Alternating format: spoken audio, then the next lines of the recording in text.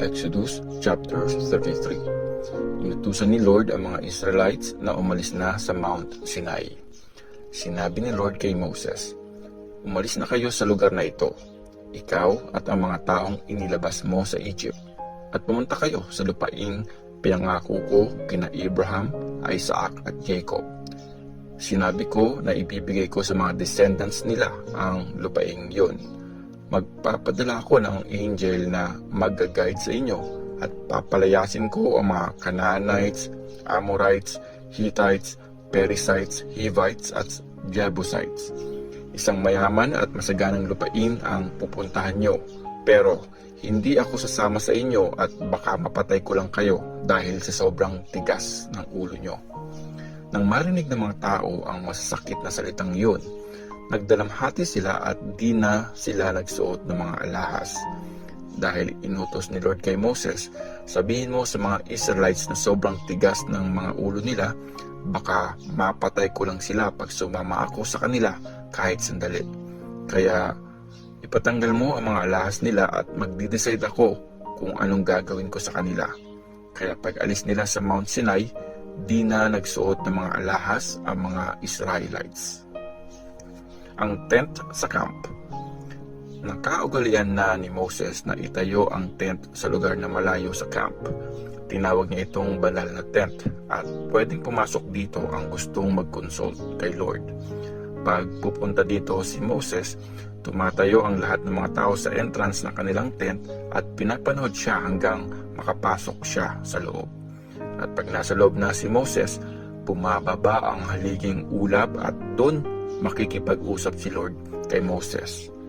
Pag nakita na ng mga tao ang haliging ulap na nasa entrance ng tent, tumatayo sila at pagkatapos ay yumuyukod sa pintuan ng kani-kanilang mga tent. Nakikipag-usap si Lord ng harapan kay Moses na parang isang kaibigan. After nilang mag-usap, bumabalik si Moses sa camp, pero naiiwan sa tent ang assistant niyang si Joshua na anak ni Nun. Nag-promise si Lord na sasamahan niya ang mga Israelites. Sinabi ni Moses kay Lord, "Inutos mo sa akin na ilid ko ang bayang ito papunta sa lupang pangako, pero di mo naman po sinabi kung sino ang ipapadala mo para sumama sa akin. Tapos sinabi mo pa na kilalang kilala mo po ako at natutuwa ka sa akin. Kung totoo po at mga yun, please, sabihin mo sa akin ang mga plano mo para makapag-serve ako sa iyo at lagi kang matuwa sa akin. At huwag mo sanang kalimutan na pinili mo ang Israel para maging bayan mo." Sumagot si Lord, "Sasamahan kita at bibigyan kita ng kapayapaan." Sinabi ni Moses, "Kung di mo kami sasamahan, please, huwag mo na lang po kaming paalisin sa lugar na ito. Kasi paano malalaman ng lahat na natutuwa ka sa akin pati na sa bayan mo kung di mo naman po kami sasamahan? Yung presence mo ang nagpapakita na naiiba kami sa ibang bansa." Sinabi ni Lord, "Sige, gagawin ko ang sinabi mo dahil natutuwa ako sa iyo at kilalang kilala kita." Kaya nag-request si Moses, "Please Lord, ipakita mo sa akin ang kaluwalhatian mo." Sumagot si Lord, "Dadaan ako at makikita mo ang kaluwalhatian ko at sasabihin ko sa iyo ang pangalan ko. Ako si Lord. Binibless ko ang gusto kong pagpalain at maaawa ako sa gusto kong kaawaan. Pero di mo pwedeng makita ang mukha ko kasi mamamatay ang taong makakakita sa akin. Kaya tingnan mo, may lugar sa tabi kung saan may bato na pwede mong tayuan. At pagdaan ng maningning kong kaluwalhatian, ipapasok kita sa crack ng bato at tatakpan kita ng kamay ko hanggang sa makadaan na ako. Tapos, aalisin ko ang kamay ko at makikita mo ang likod ko, pero di ang mukha ko." Exodus chapter 34. ang pangalawang set ng stone tablets. Sinabi ni Lord kay Moses, "Tumapyas ka ng 2 stone tablets gaya ng nauna. Isusulat ko uli doon ang mga nakalagay sa mga batong binasag mo. Mag-ready ka bukas ng umaga. Umakyat ka sa Mount Sinai at magkita tayo doon sa tuktok ng bundok. Huwag kang magsasama ng kahit sino sa pag-akyat mo. Walang ibang tao ang pupunta sa buong bundok. Wala ring tupa o baka na hahayaang kumain sa paanan ng bundok." Kaya tumapyas si Moses ng 2 stone tablets. Kinabukasan, maaga siyang bumangon at umakyat sa Mount Sinai. Dala-dala ang 2 tablets ayon sa utos ni Lord. Bumaba si Lord na nasa ulap at tumayong kasama sa tabi ni Moses at prinoclaim ang pangalan niya, Lord. Tapos, dumaan si Lord sa harap ni Moses at nagproclaim, "Ako si Lord, ang Diyos na mahabagin at maawain. Mahaba ang pasensya ko, wagas kong magmahal at laging tapat. Nananatili ang pagmamahal ko hanggang sa libo-libong generations. Pinapatawad ko rin ang kasalanan nila at kasamaan. Pero di ko palalampasin ang kasalanan ng mga magulang. Paparusahan ko sila, pati ng mga anak at mga apo nila hanggang sa 3 at 4 na generations." Mabilis na lumuhod at nag-worship si Moses. Sinabi niya, "O Lord, kung talagang natutuwa ka po sa akin, please Lord, samahan mo kami kahit na matitigas ang ulo ng mga taong ito. Sana patawarin mo po kami at tanggapin bilang bayan mo." Nirenew ang kasunduan. Sinabi ni Lord kay Moses, "Gagawa ako ng kasunduan sa bayang Israel. Magpapakita ako ng mga himala sa harapan nila na di pa nagagawa sa buong lupain at sa kahit saang bansa. Dahil dito, makikita ng lahat ang nakakabilib na bagay na gagawin ko. Sundin mo ngayon ang utos ko. Makikita mo na papalayasin ko ang mga Amorites, Canaanites, Hittites, Perizzites, Hivites at Jebusites. Mag-iingat ka at siguraduhin mong di ka gagawa ng kasunduan sa mga mamamayan ng bayang pupuntahan nyo, kasi yun na ang trap na ikakapamaha. Mag-iingat ka at sisiguraduhin mong di ka gagawa ng kasunduan sa mga mamamayan ng bayang pupuntahan nyo, kasi yun na ang trap na ikakapahamak nyo. Instead, wasakin nyo ang mga altar nila. Durugin ang mga haliking ginagamit sa pag-worship nila at putulin ang mga poste na simbolo ng Diyos nilang si Asherah. Huwag kayong mag-worship sa ibang Diyos, dahil akong si Lord ang dapat nyo lang i-worship at wala nang iba. Huwag kayong makikipagsundo sa mga naninirahan sa lupaing yun. Pag nag-worship sila sa mga Diyos nila at nag-offer ng sacrifice sa mga ito, yayayain nila kayo at mapipilitan kayong kumain ng in-offer nila. Tapos, papayag kayo na mapangasawa ng mga anak nyo ang mga anak nila at ililid nila ang mga anak nyo na mag-worship din sa mga Diyos doon. Huwag kayong gagawa ng mga Diyos na yari sa metal para i-worship. Ise-celebrate mo ang piyesta ng unleavened bread. Tulad ng sinabi ko sa inyo, kakain kayo ng tinapay na walang pampaalsa sa loob ng 7 araw tuwing buwan ng Abib. Dahil yun ang buwan kung kailan kayo umalis sa Egypt.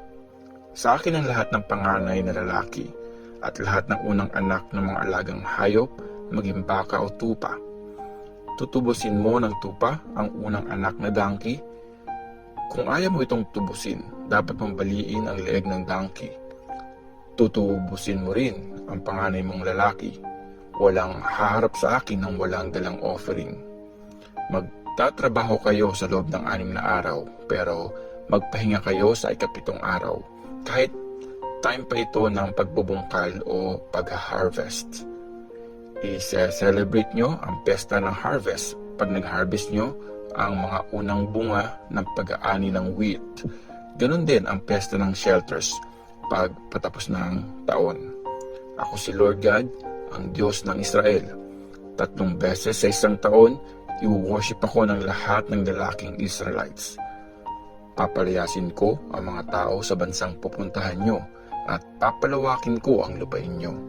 Walang magtatangkang mang-angkin ng lupa nyo pag nag-worship kayo sa harapan ko ng 3 beses sa isang taon. Huwag mong sasamahan ng tinapay na may pampalsa ang hayop na isasacrifice mo para sa akin. At walang matitira kinabukasan ng umaga na kahit anong parte ng hayop na pinatay para sa piyesta ng Passover. Bawat taon, dadalhin mo sa bahay ni Lord na Diyos mo ang mga unang bunga ng mga tanim mo. Huwag kang magdalaga ng batang tupa o kambing sa gatas ng nanay nito. Sinabi ni Lord kay Moses, isulat mo ang mga sinabi ko dahil ang mga salitang ito ang magiging basis ng kasunduan ko sa iyo at sa Israel. Kasama ni Moses si Lord sa bundok sa loob ng 40 days at 40 nights na hindi kumakain o umiinom. Sinulat niya sa mga stone tablets ang mga salitang nasa kasunduan, ang 10 Commandments. Bumaba si Moses sa Mount Sinai. Bumaba si Moses galing sa Mount Sinai na dala ang 2 stone tablets kung saan nakasulat ang mga utos. Hindi niya alam na nagliliwanag ang mukha niya dahil sa pakipag-usap niya kay Lord. Nang makita ni Aaron at ng mga tao ang nagliliwanag na mukha ni Moses, natakot silang lumapit sa kanya. Pero tinawag sila ni Moses, kaya lumapit si Aaron at ang mga leaders ng Israel at nakipag-usap si Moses sa kanila. Pagkatapos, lumapit kay Moses ang lahat ng mga Israelites at sinabi niya sa kanila ang lahat ng mga utos na binigay ni Lord sa kanya sa Mount Sinai. After makipag-usap ni Moses sa kanila, tinakpan niya ng tela ang mukha niya. Tuwing pupunta si Moses sa harapan ni Lord para makipag-usap, tinatanggal niya ang tela sa mukha niya hanggang sa makalabas siya. Paglabas niya, sinasabi niya sa mga Israelites ang lahat ng mga utos ni Lord at makikita ng mga tao na nagliliwanag ang mukha niya. Kaya muli niyang tatakpan ng tela ang mukha niya na inaalis niya lang pag makikipag-usap na ulit siya kay Lord. Exodus chapter 35. Mga regulations para sa Sabbath. Pinatawag ni Moses ang lahat ng mga Israelites at sinabi, ito ang mga utos ni Lord na dapat niyong gawin. 6 na araw kayong magtatrabaho, pero ang ika-7 araw ay ang Sabbath, ang banal na araw ng pamahinga na nakadedicate para kay Lord. Papatayin ang magtatrabaho sa araw na ito. Sa araw ng Sabbath, huwag kayo magsisindi ng apoy sa mga bahay nyo. Mga offerings para sa banal na tent. Sinabi ni Moses sa lahat ng mga Israelites, ito ang utos ni Lord. Magbigay kayo ng offering kay Lord.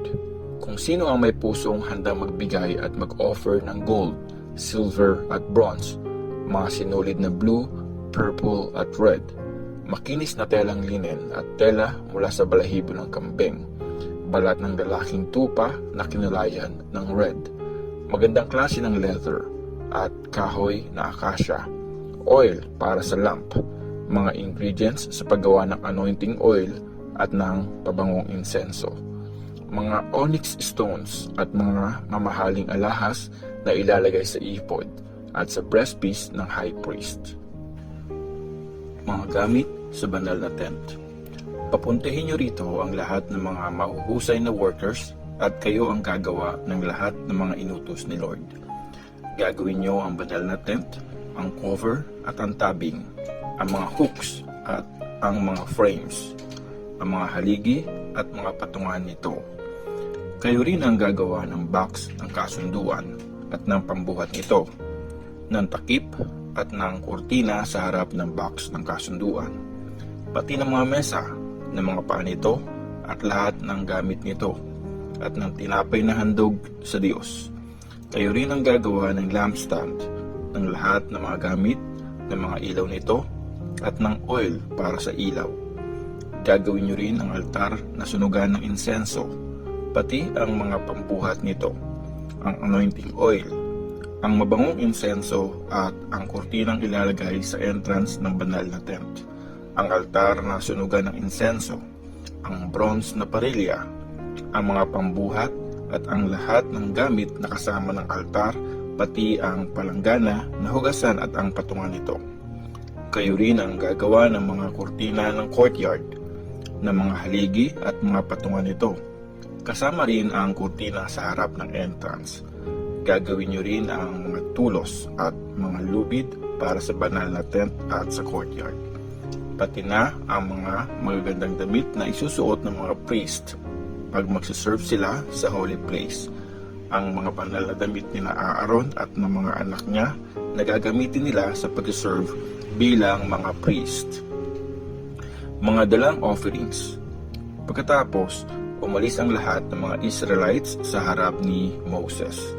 Ang lahat ng gustong magbigay ay nagdala ng mga offerings kay Lord para magamit sa paggawa ng banal na tent, ng mga gamit sa pag-worship at ng mga banal na damit. Kusang loob na nagbigay ang lahat, lalaki o babae man. Nagdala sila ng magagandang dekorasyon sa damit, mga hikaw, mga singsing na pantatak, mga kwintas, at iba pang klase ng mga gintong alahas para kay Lord. May nag-offer din ng magagandang sinulid na blue, purple at red na mga makikinis na telang linen. Telang gawa sa balahibo ng kambing, balat ng tupa na kinulayan ng red, at magandang klase ng leather. Ang lahat ng kayang mag-offer ng silver at bronze ay nagbigay nito kay Lord. May nagdala rin ng kahoy na akasya na pwedeng gamitin para sa mga gagawin. Bawat babaeng mahusay sa paghabi ay nagdala ng mga tela nila na gawa sa mga sinulid na blue, purple at red at makinis na telang linen. Ang mga babaeng nantig ang damdamin ay gumawa ng mga sinulid mula sa balahibo ng kambing. Nagdala ang mga leaders ng mga onyx stones at mga mamahaling alahas para sa ephod at sa breastpiece. May nagdala rin ng mga spices at oil para sa ilaw, para sa anointing oil, at para sa mabangong insenso. Bawat lalaki at babaeng Israelite na nantig ang damdamin na tumulong sa ipinapagawa ni Lord kay Moses ay kusang loob na nagdala ng mga offerings kay Lord. Ang mga gagawa ng banal na tent. Sinabi ni Moses sa mga Israelites, pinili ni Lord si Bezalel na anak ni Uri at apo ni Hur mula sa tribe ng Judah. Pinuno siya ni Lord ng Espiritu ng Diyos at binigyan ng talino, skill at ability sa lahat ng gawaing artistic. Kaya makakagawa siya ng mga magagandang designs na iukit sa gold, silver at bronze. At para maging expert siya sa pagtabas ng mga mamahaling bato, sa pag-uukit ng kahoy, at sa iba pang gawaing artistic. Binigyan ni Lord ng ability si Bezalel at Oholiab na anak ni Ahisamach mula sa tribe ni Dan na maituro sa iba ang nalalaman nila. Binigyan sila ni Lord ng skill para maging expert sa lahat ng gawain gaya ng pag-ukit, pag-design, ordinaryong paghahabi at paghahabi ng mga sinulid na blue, purple at red, pati na ng makinis na telang linen. Magagawa nila ang kahit anong artistic na gawain at mahusay silang mga designers.